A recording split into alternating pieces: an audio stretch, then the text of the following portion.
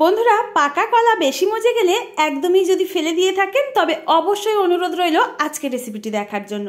আজকের রেসিপিটি দেখলে কখনোই পাকা কলা বেশি মজে গেলে একদমই ফেলতে চাইবেন না। এতটাই টেস্টি আর লোভনীয় হয় এই রেসিপি। বানাতে মাত্র 5 মিনিট টাইম লাগে। চলুন আজকের রেসিপিটি সম্পূর্ণ আপনাদের সঙ্গে খুব সহজেই শেয়ার করব। নমস্কার বন্ধুরা, আমার নতুন একটা রেসিপিতে আবারও সবাইকে স্বাগত জানিয়ে শুরু করছি আমার আজকের রেসিপি। আশা করছি আজকের রেসিপিটি আপনাদের কাছে ভীষণ ভালো লাগবে।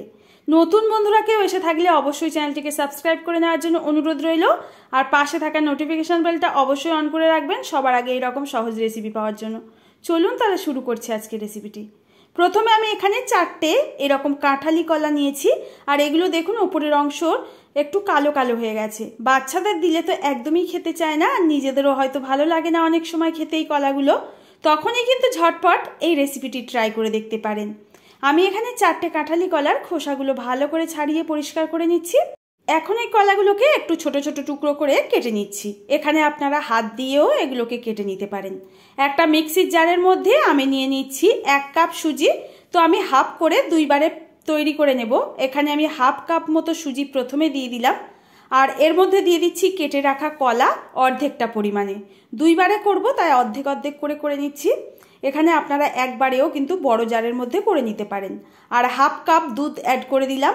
এই 3টে উপকরণ আমাদের এখন খুব ভালো করে ব্লেন্ড করে নিতে হবে। তো দেখুন খুব ভালো করে কিন্তু এখানে ব্লেন্ড করে নিয়েছি। আর এখানে কলাগুলো একটু যাতে ভালো করে পেস্ট হয় চেষ্টা করবেন। তো দেখুন বন্ধুরা, এটাকে একটা বড় বোলের মধ্যে আমি এখন নামিয়ে নিচ্ছি। আরও কিছুটা আমাদের মিক্সিতে ব্লেন্ড করতে বাকি আছে, তো সেগুলোকেও কিন্তু একইভাবে আমি এখন ব্লেন্ড করে নেব। আর ওই হাফ কাপ যে সুজি ছিল সেটাকেই মিক্সির জারের মধ্যে দিয়ে দিচ্ছি। এর মধ্যে দুধ আর কলাও দিয়ে আবারও পেস্ট তৈরি করে নিয়েছি। এখন একটা বড় পাত্রের মধ্যে সবটাই নামিয়ে নিলাম। আর আমার এখানে এই পেস্টটা কিন্তু তৈরি করা পুরোপুরি রেডি হয়ে গেছে। তো দেখুন বন্ধুরা, এবার সমস্তটা আমি ভালো করে কিন্তু একটু মিশিয়ে নিচ্ছি, কারণ 2 বারে আমি পেস্ট করেছি। 2 বারে কিন্তু একইভাবে পেস্ট হয় না, একটু হয়তো কম বেশি হয়ে যায় পেস্টটা। তো তার জন্য মিশিয়ে নিলাম। এখন স্বাদ মতো 1 চিমটি লবণ, আর দিয়ে দিচ্ছি এখানে হাফ কাপ পরিমাণে গুড়। আমি এখানে কিন্তু ঝোলা গুড়, তালের গুড়টা ব্যবহার করেছি। আপনারা যদি চান এখানে খেজুরের গুড় কিংবা আখের গুড় দিয়েও করতে পারবেন, তবে আখের গুড়ের জন্য কিন্তু কালারটা একটু কালচে হবে। আর যদি হাতের কাছে গুড় না থাকে আপনারা এখানে চিনি দিয়েও করতে পারবেন। এবার দেখুন খুব ভালো করে এই সমস্ত উপকরণগুলোকে মিশিয়ে নিলাম।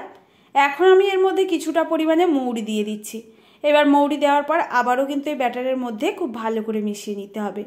এখন একটু মিষ্টিটা আমার কম বলে মনে হচ্ছিল, তাই আরও কিছুটা গুড় অ্যাড করে দিলাম। মিষ্টিটা অবশ্যই করে কিন্তু আপনারা বাড়িয়ে কমিয়ে নিতে পারেন। এবার দেখুন সুন্দর একটা এরকম ব্যাটার আমার তৈরি হয়ে গেছে। আর দেখুন কতটা ঘনত্বের আছে, দেখে বুঝতে পাচ্ছেন। এই রকমভাবে ওপর থেকে পড়বে, মানে কোনোভাবে কিন্তু ড্রপ হয়ে পড়ছে না। যেভাবে আমরা কেকের ব্যাটার তৈরি করি ঠিক সেইভাবেই তৈরি করে নিয়েছি। এগুলোকে এখন ভেজে নেব। গ্যাস ওভেনে কড়াই বসিয়ে আমি পর্যাপ্ত পরিমাণে সাদা তেল দিয়ে দিচ্ছি। এখন তেলটাকে হাই ফ্লেমে খুব ভালো করে গরম করে নেব। তারপর গ্যাসের ফ্লেমটা একেবারে লোতে করে দিয়ে আমরা এর মধ্যে ব্যাটারটা দিয়ে দেব। তেল কিন্তু ঠান্ডা অবস্থায় এর মধ্যে ব্যাটার দিতে যাবে না, তাহলে ছড়িয়ে যাবে, জিনিসটা একদমই ভালো হবে না। তো দেখুন আমি ব্যাটার 1 হাতা করে দিয়ে দিচ্ছি, আর সুন্দরভাবে দেখুন এখানে ফুলে উঠবে এগুলো আপনা আপনি। কোনো রকম কিন্তু বেকিং পাউডার বা কিছুই ব্যবহার করতে হবে না, যেহেতু সুজি দেওয়া আছে এটা আপনা আপনি কিন্তু সুন্দরভাবে ফুলে যাবে। একটা সাইড আমাদের হালকা করে ভাজা হয়ে গেলে অপর সাইডটা উল্টে দেব, আর এইভাবে গ্যাসের ফ্লেমটা লো টু মিডিয়ামে রেখে ভেজে তুলে নেব। খেতে কিন্তু বন্ধুরা এই রেসিপিটি দুর্দান্ত হয়। আপনারা অবশ্যই বাড়িতে সন্ধেবেলা স্ন্যাক্স হিসাবে বাচ্চাদেরকে এরকম একটা মিষ্টি পিঠার রেসিপি তৈরি করেই দিতে পারেন। বাচ্চারাও কিন্তু ভীষণ খুশি হবে। তো দেখুন আরও একটাকে কিন্তু একইভাবে আমি তেলের মধ্যে দিয়ে দিলাম, আর এটাকেও গ্যাসের ফ্লেম লো টু মিডিয়ামে রেখেই ভেজে নিচ্ছি। কত সুন্দরভাবে এই পিঠাগুলো তৈরি হয়ে যাচ্ছে।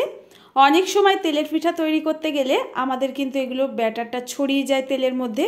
তো এরকম কোনো সমস্যাই হবে না। এইভাবে আপনারাও তৈরি করে নিতে পারেন এই কলার পিঠা কিংবা কলার মালপোয়া। বন্ধুরা, আজকের রেসিপিটি কতটা ভালো লেগেছে আমি জানি না। আর আমার শরীর অসুস্থ থাকার কারণে একদমই ভয়েস দিতে পারছি না, অনেকটা অসুবিধা হচ্ছে। বারবার করে কেটে এই ভয়েসগুলো দিতে হচ্ছে। তো দেখুন বন্ধুরা, একটা এখন পিঠা আপনাদের একটু কেটে দেখিয়ে দিই কতটা সফট আর নরম তুলতুলে হয়েছে। খেতে কিন্তু দুর্দান্ত হয়। অবশ্যই আজকে রেসিপিটি ফলো করে বাড়িতে দেখতে পারেন। আজ আসি, দেখা হবে আবারও এইরকম কোনো সহজ রেসিপির সঙ্গে। ততক্ষণ সবাই ভালো থাকবেন, সুস্থ থাকবেন। ভিডিওটির সঙ্গে এতক্ষণ ধরে থাকার জন্য আপনাদের অসংখ্য ধন্যবাদ।